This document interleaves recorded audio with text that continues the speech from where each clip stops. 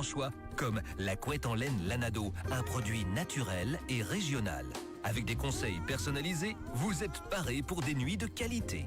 Literie Confort Malmedy à côté du Quick, toujours plus de choix en matelas, lits, oreillers et couettes à tous les prix. Fermé le mardi. Notre région, notre passion. Le Galfagnoc-en-Blève, un outil de dynamique territoriale au service d'une région d'exception. L'initiative de l'ASBL Aude-en-Blève et des communes de Ouem, Malmedy, Stavelot et Stoumont. Impact FM présente le Galfagnoc-en-Blève. Et on se retrouve en direct, bien entendu. Bienvenue dans notre rendez-vous hebdomadaire consacré à la vie du Galfagnoc-en-Blève. Aujourd'hui, mercredi, on part à la découverte d'Éco-Vallée. C'est un fil rouge qui relie les projets du territoire à l'échelle du bassin de vie de l'Amblève. Et pour en parler, on reçoit ce matin en direct Frédéric Chesley, coordinateur et en charge du projet identitaire du Gal. Bonjour Frédéric. Bonjour Patrick, bonjour à toutes et tous. Et coordinateur avec Marie Monville, qui n'est pas loin, et Célina, qui est également au bureau au niveau de la coordination. Eh bien, je suis très heureux. C'est effectivement, pour ma part, le moment de vous parler plus en détail du projet Éco-Vallée, parce qu'en fait, Éco-Vallée, c'est un peu notre manière de donner du sens à ce que nous faisons collectivement. Notre territoire est un écosystème vivant où les interactions sont multiples. Et donc, le Galfagnoc-en-Blève, Galfa, relie les communes, les associations, les entreprises, les citoyens autour d'un objectif commun, préserver et valoriser nos ressources locales. Qu'il s'agisse de l'eau, du bois, de l'alimentation, de la biodiversité dans nos villages, de la mobilité ou du lien social ou encore de l'emploi. C'est une approche transversale, à la fois humaine et territoriale. Et on ne connaît pas encore assez cette carte du bassin versant, pourtant si important. Certainement. Alors Frédéric, on va parler de la nature, puisque la semaine de l'arbre approche à grands pas, on en parle beaucoup ces derniers jours. Ce sera du 20 au 30 novembre. Qu'est-ce que nous réserve cette nouvelle édition ? Oui, en effet, cette année, c'est un programme particulièrement riche qui est organisé par le parc naturel Haute-Fang-Eifel, qui est donc partenaire du GAL. On retrouvera entre autres l'exposition photo Les arbres dans la lumière à Botrange, des balades familiales, des ateliers de vannerie, la fabrication de nichoirs, mais surtout, petit cocorico évidemment, 2 ateliers de plantation d'arbres fruitiers co-organisés avec le GAL et en particulier avec le projet Valorisons notre bois. C'est donc l'occasion de renouer concrètement avec la terre, de transmettre des savoir-faire et de parler d'avenir. Et là, pour ça, je peux vous garantir que Valentin et Olivier reviendront très bientôt sur cette activité plus en détail.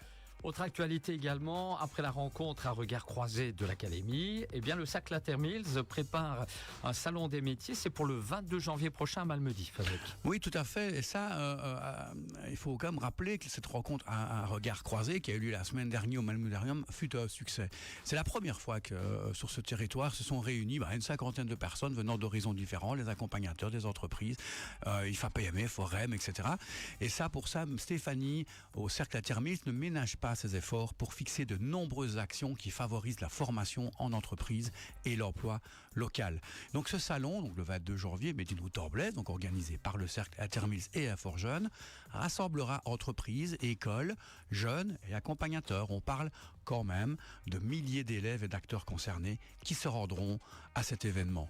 Alors l'idée est simple, c'est montrer la richesse des métiers de notre territoire, mettre en lumière les savoir-faire locaux et créer des ponts entre les générations. Alors ça peut paraître évident, mais c'est loin d'être si simple. L'objectif est que chacun puisse découvrir concrètement un métier par thématique, avec des codes couleurs, etc. Poser des questions, rencontrer celles et ceux qui le font vivre au quotidien. C'est avant tout une histoire d'être humain finalement. Et on dit souvent d'ailleurs que revenir aux sources est une belle image, mais chez vous en tout cas là c'est une complète réalité. Oui, des fois je me demande si c'est pas de l'eau en fait qui coule dans mes veines. Moi, en tout cas, on peut dire que cet Amblève, ce bassin de vie, et donc cet Amblève, ses affluents, c'est vraiment ça notre liant, qu'on s'en rende compte ou non, géographiquement, historiquement, c'est comme ça, qu'on le veuille ou non, ou qu'on s'en rende compte ou non. À titre d'exemple, et pour ça, le contrat Rivière-Orblève-Roure œuvre chaque jour aussi à sa préservation et dans le cadre du projet des eaux de source aux eaux épurées, il y a déjà identifié plus de 20 nouvelles sources sur notre territoire. Alors si l'eau est importante, pour autant qu'on s'en rende bien compte, je pense que ce projet a aussi toute son importance. Et pour ça, Dorine poursuit l'inventaire aussi des fontaines et les analyses de la Warchen, ainsi que le suivi des rejets sur Stavelot. Donc tout ça, c'est du concret. C'est un travail assez discret finalement, mais tellement essentiel pour comprendre, mesurer et agir. L'eau, finalement, ce n'est pas la mémoire du territoire. Elle relie nos villages, nos activités et notre qualité de vie. Absolument, Frédéric. Côté mobilité, le projet Farmit poursuit lui aussi sa route. Oui, on parle de relier. Évidemment, l'eau, c'est bien beau, mais on ne doit quand même pas prendre le bateau sur les anciens chemins de halage. Donc, il faut aussi utiliser les infrastructures existantes et se rendre compte de la réalité dans laquelle on est. Il faut bien aller travailler, il faut vivre. Et pour ça, même pendant la trêve des confiseurs, Farmit va profiter de cette période pour organiser une série de formations et d'ateliers autour de l'autopartage et de la mobilité partagée. Alors Caroline, au sein de Farmit, travaille avec les communes et plusieurs entreprises de territoire avec un objectif clair, rendre la mobilité plus simple, plus souple et plus durable. Alors restez attentifs pour la suite. Nous le saurons. Et alors qu'en est-il dans la filière bois ? Alors là, le bois reste un pilier essentiel de notre économie locale. Alors après un important voyage d'études mené par Olivier et qui porte déjà ses fruits, encore félicitations, les lundis du bois et de la forêt du centre culturel de Stavelot 3 Ponts reviendront dès janvier avec un programme haut en couleur. Échange entre professionnels, innovation, retour d'expérience. Soyez connectés, ça va bouger de ce côté-là aussi. C'est finalement une belle manière de rappeler que le bois est une ressource locale, renouvelable et porteuse d'emploi. Pour rappel, n'hésitez pas à participer en nombre aux activités de la semaine de l'arbre. Certainement. Et qu'en est-il sur le plan alimentaire ? Alors, au niveau alimentation, Univers Paysan, qui est porteur du projet, sort de la saison estivale, tout comme les producteurs d'ailleurs. Et là, la réflexion continue. C'est une période charnière pour les producteurs qui vivent les aléas climatiques et économiques, mais aussi pour la coopérative citoyenne à finalité sociale. Marianne, qui y travaille donc à renforcer les circuits courts, à valoriser celles et ceux qui chaque jour donnent le meilleur d'eux-mêmes pour nos assiettes, tout en travaillant à la viabilité de la structure. Loin d'être simple. Manger local, c'est aussi soutenir l'équilibre de tout un écosystème, qu'il soit social, économique et environnemental. N'est-ce pas finalement ça une priorité ? Oui, et on le constate, la vie associative n'est pas en reste. Oui, en effet, les associations, on peut dire qu'elles doivent se réinventer plus que jamais dans un contexte particulièrement tendu. La Pile, par exemple, a obtenu d'importantes autorisations et continue d'innover malgré les difficultés. Julie continue ses activités, rencontres et formations qui favorisent les interactions sociales. Et ça sur l'ensemble donc du territoire des communes de Ouai, Malmedy, Stavelot et Stoumont. Et de notre côté, au niveau de la coordination et du projet Ecovalais, nous multiplions les rencontres avec notamment les CLDR, Commission locale de développement rural, donc les entreprises, les communes, pour garder ce lien vivant et collectif. Nous sommes également en étroite collaboration avec les administrations de tutelle, bien sûr, et avec les 20 autres Galles de Wallonie, avec un lien qui est en train de se faire avec les 16 autres Galles flamands, donc les Galles de Wallonie, 21, qui, pour rappel, couvrent plus de la moitié de la Wallonie. Des échanges de bonnes pratiques, des témoignages et des actions communes de sensibilisation sont au programme des prochains mois pour faire valoir l'importance de la coopération dans le cadre du processus leader donc porté par l'Europe. Le territoire, n'est-ce pas avant tout des femmes et des hommes qui se parlent, s'écoutent et avancent ensemble ?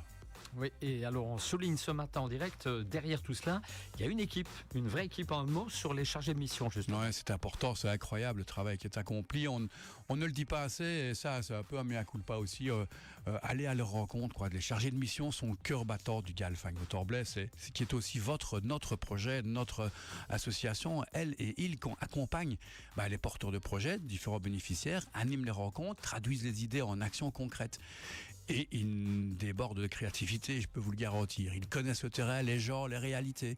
Leur engagement, leur écoute et leur énergie font toute la différence. Alors j'invite vraiment tout un chacun à les contacter, à nous contacter, partager une idée, une envie, une question. Chaque initiative compte. C'est ainsi qu'on fait vivre les projets qui nous concernent tous.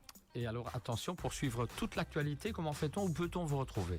C'est facile, il suffit d'allumer le poste, là, comme dirait l'autre, ou alors de suivre l'actualité chaque mercredi à 8h40 sur Impact FM, sur Impact News, évidemment, mais aussi dans le Vlan Écho, et même à travers des reportages de notre télévision locale, Védia. Et une bonne nouvelle, une nouvelle plateforme en ligne offrira dès début 2026 une meilleure visibilité de tous nos projets. En tout cas, un grand merci, Frédéric, déjà pour cet éclairage sur un territoire en mouvement, on le constate. Et pour finir, si vous deviez résumer Ecovalais en une phrase.